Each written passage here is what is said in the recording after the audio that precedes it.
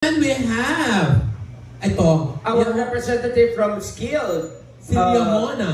Alright, Leah Hona. Bebe, are you going to dance, what, sing? Check. Sing, baby. Alright, ready po ang ating audio. Palakpakan naman for Leah Hona!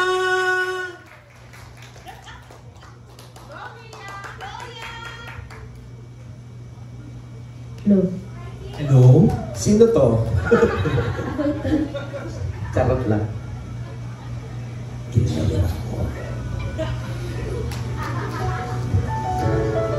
Gusto ko yun.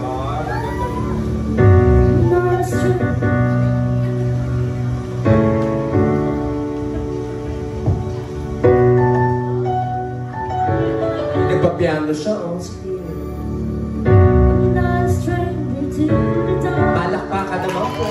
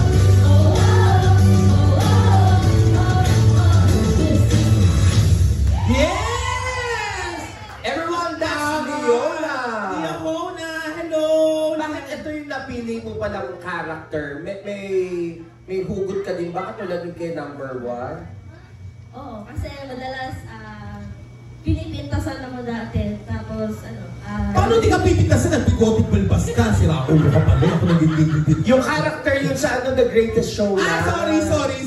Na-carried away lang ako sa kanya. Leah Hona, saan nakuha yung name mo nila Leah Hona?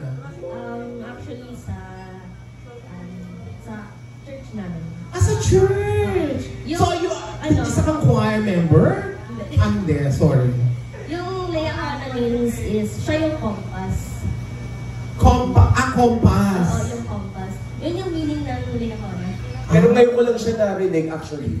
Oo. Ang alam ko kasi hindi Leah Hona. Ano ba? Lihiya. Yung ganun lihiya sa puto. Sorry. Iba yun eh. Iba yun, sorry. So, ilang taong ka rin sumasali sa Little Miss Philippines? Actually, Hindi siya sumasali siya! Sorry!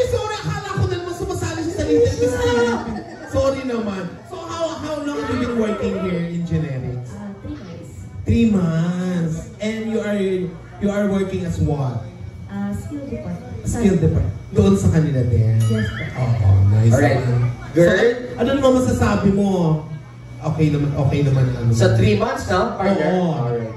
Yes po. Ay, nice naman. Okay, palakpakan naman natin si Leah Hona. Thank you very much. Skilled group. Yes. And of course, from accounting naman and HR, we have